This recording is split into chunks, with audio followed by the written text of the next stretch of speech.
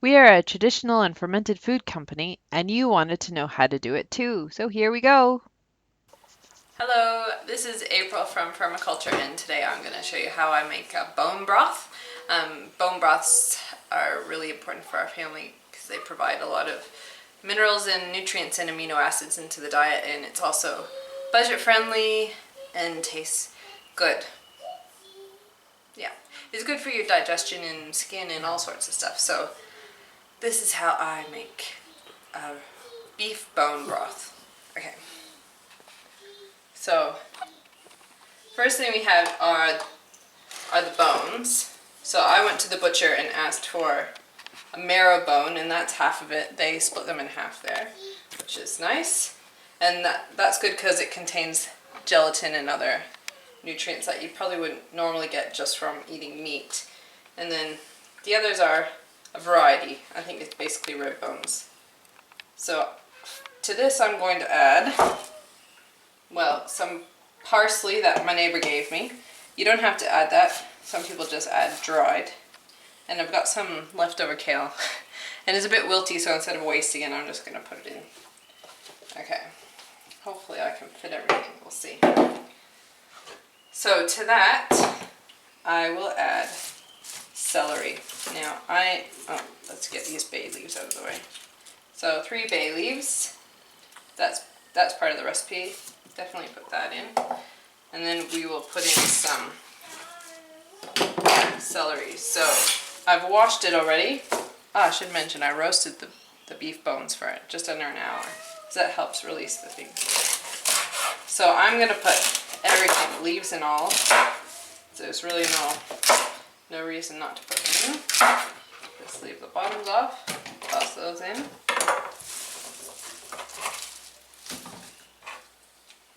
Three carrots. So if you live in a place that sells the ugly fruit, you can put those in. All I've got to do is make it fit, which actually is looking a bit dodgy at the moment.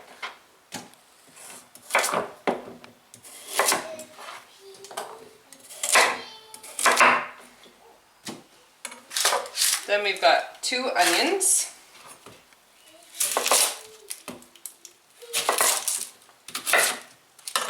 So I do as little to it as possible, just for time. And it all gets quite soft. 1 more onion.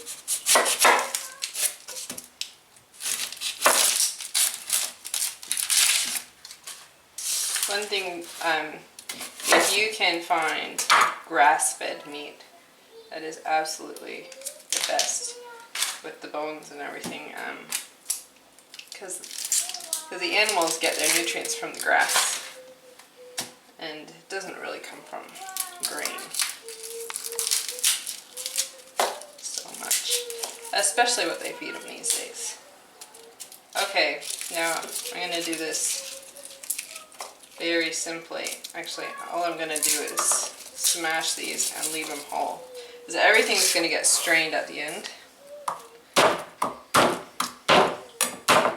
That's all. Okay, so put in a few peppercorns. Oh, those onions are starting to make my eyes water. Hold on, I gotta change.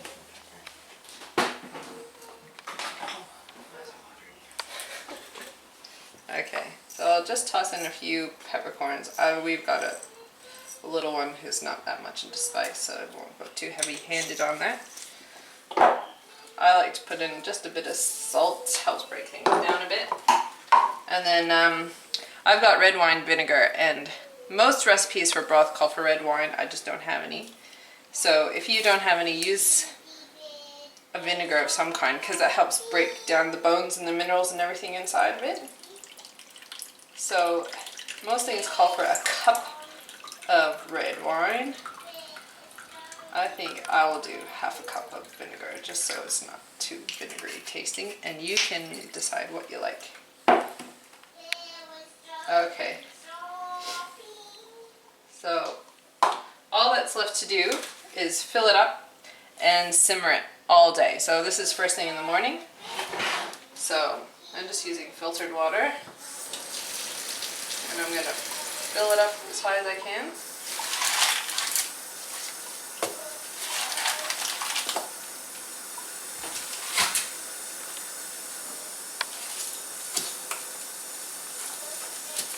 And then we'll put it on, bring it to a boil, and then put it as low as possible, and I'll take it off before I go to bed tonight.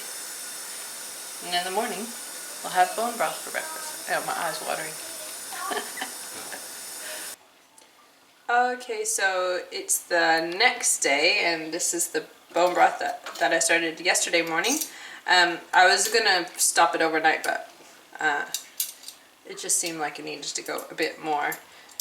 So all you do now is take out all the bits and pieces, and I like to strain them just so I don't miss any of the broth. So I just put them in there and then get rid of them. Hopefully all the goodness has been simmered out.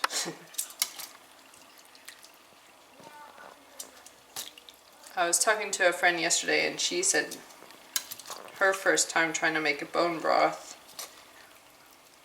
she left it in her crock pot overnight for 20. She simmered it for 24 hours, and then she came back and it had all reduced. So if that starts happening to you, all you do is keep adding water so it doesn't do that. And another friend, she actually does her bone broth for 48 hours. So, yeah, I think there's different times that you want to do it. Don't know if you... There's that big marrow bone.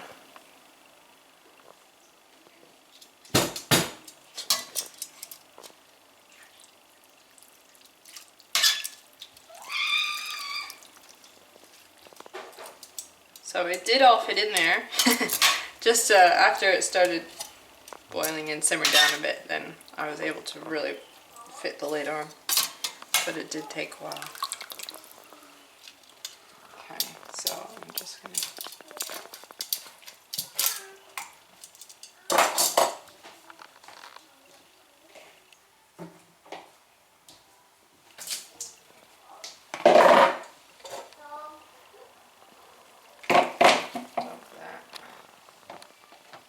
So now I'm going to really strain it now that I got most of the big pieces out.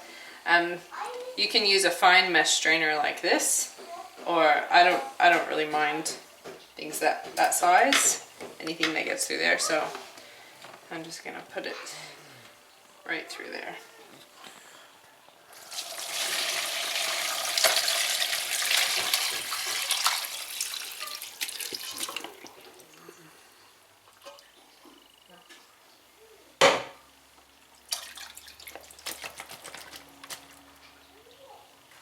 And there we go. So there's our broth, and we can use it for soups, or I just have a cup of it in the morning. I'm gonna have one right now. And I just add a bit, a quarter teaspoon of salt, and other people I know add garlic or parsley or whatever they like to make it taste how they like. There you go. That's our bone broth. Enjoy. For more, you can visit our chicken bone broth video or see the kinds of fermented food that we make.